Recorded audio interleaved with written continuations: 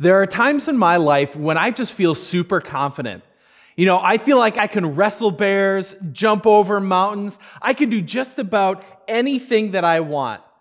But then I have those days where my confidence gets knocked down a few pegs. I think I might be looking real good. I'm all set to go. And then I realize, I didn't button all my buttons on my shirt. I forgot to brush my teeth. I still got some breakfast hanging out in there. And I'll pack a lunch so that I'm prepared. And then I manage to leave it on the counter as I walk out of the house in the morning. Days like this where my confidence just keeps getting knocked down and down and down, I start to wonder to myself, what do I have to offer this world? What do I have to offer anybody out there? That's a question we'll be circling around this week as we wrap up our series on identity.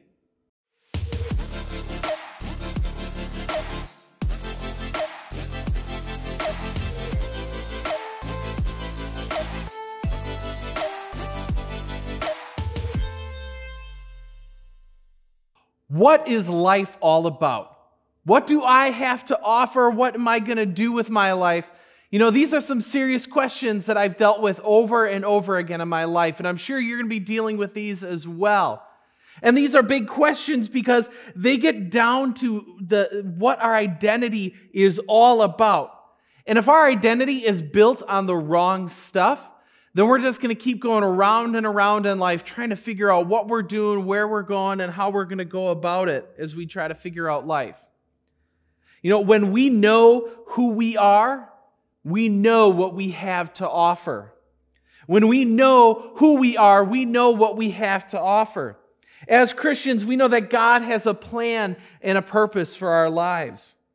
Hopefully you still got that "Who am I" handout from last week.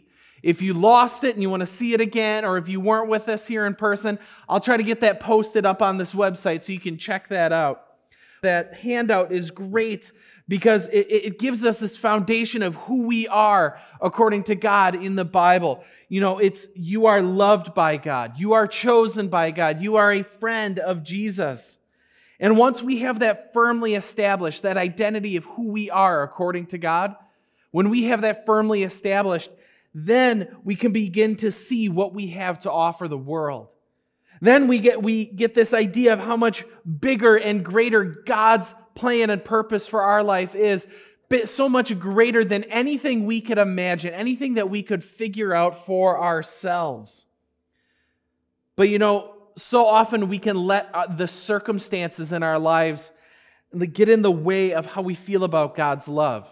We let those circumstances get in the way of our identity and who we really are. Maybe you and your family are going through a hard time right now. This is definitely a year for it to be causing all kinds of challenges in our lives. Maybe you're dealing with a lot of insecurities, so that when you get up in the morning and you look in the mirror, you really don't like what you see. Or maybe your family's doing well, you've got a pretty good feeling about who you are, but you know what? It's all those feelings and expectations of others that are really starting to weigh on you and crush you during this time with their high standards that you just don't feel like you can ever reach. You know what I found to be really encouraging in my life is that while Jesus was on earth, he dealt with these same kinds of feelings. He dealt with these same kind of expectations. He went through the same kind of stuff that we go through. All kinds of people had all these expectations about what the Messiah, God on earth, this Savior was supposed to look like, do, and be while he was on earth. And yet when Jesus finally arrives on the scene, people very quickly become skeptical of him because he's not matching up to these expectations that they had for him. They had all kinds of these expectations. Most of them thought when God sent the Messiah, he was going to send another conquering king, like King David back in the Old Testament. It was going to be out swords and into the battle to defeat the enemies that were around them. And yet when Jesus came, he was talking about a whole different kind of kingdom, and it wasn't matching up with what they thought. So when Jesus arrives on the scene, we get this example very much of some of the expectations that people had for Jesus. Here in John chapter 1, verses 43 through 46. The next day, Jesus decided to leave for Galilee. Finding Philip, he said to him, "Follow me." And Philip, like Andrew and Peter, was from the town of Bethsaida. Philip found Nathanael and told him, "We have found the one Moses wrote about in the law, and about whom the prophets also wrote, Jesus of Nazareth, the son of Joseph." "Nazareth? Can anything good come from there?" Nathanael asked. "Come and see," said Philip. Instead of trying to convince Nathanael, instead of trying to win him over with some great argument, all the right answers and all of this stuff, Philip just says, "Come and see for yourself." It's a challenge to go to Jesus himself, to see if this Jesus really is who he says he is. If all his promises hold up, and if God, who's backing Jesus, really is ready and willing to do all that he has promised here.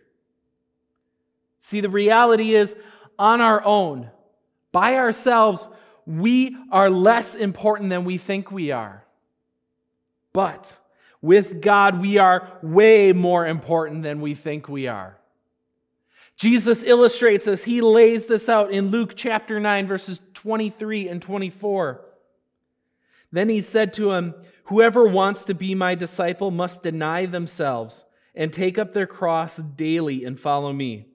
For whoever wants to save their life will lose it, but whoever loses their life for me will save it."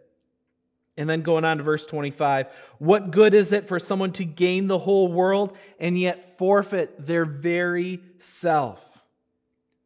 You see, it's when we give up our own life, our own way, that we find our true identity and our true purpose.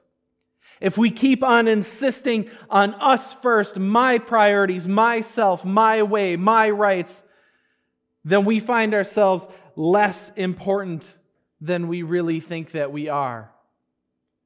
But when we are following God, when we are with God, we are way more important.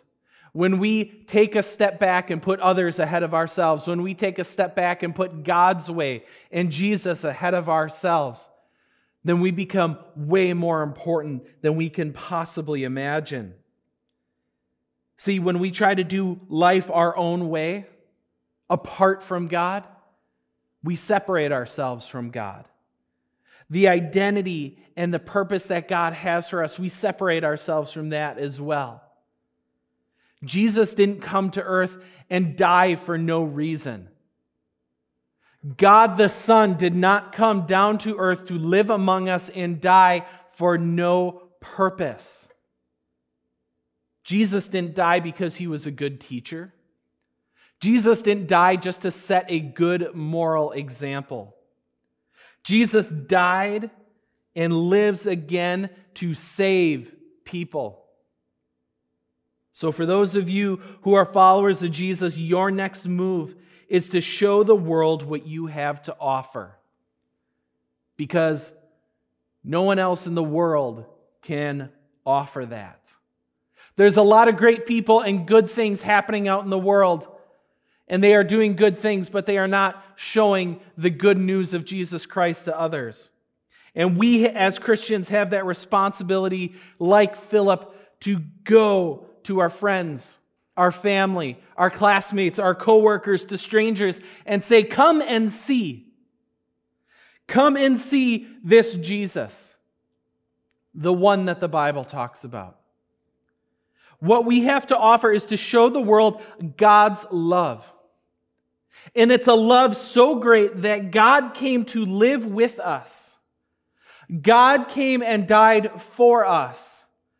And he rose again to save us from sin, death, and God's wrath. He saved us in order that we now might become part of God's family, part of God's kingdom now and forever.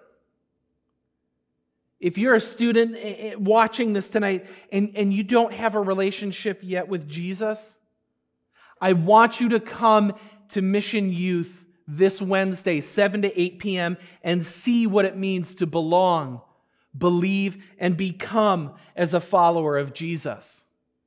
I can't wait to see you all on Wednesday night. Have a great week.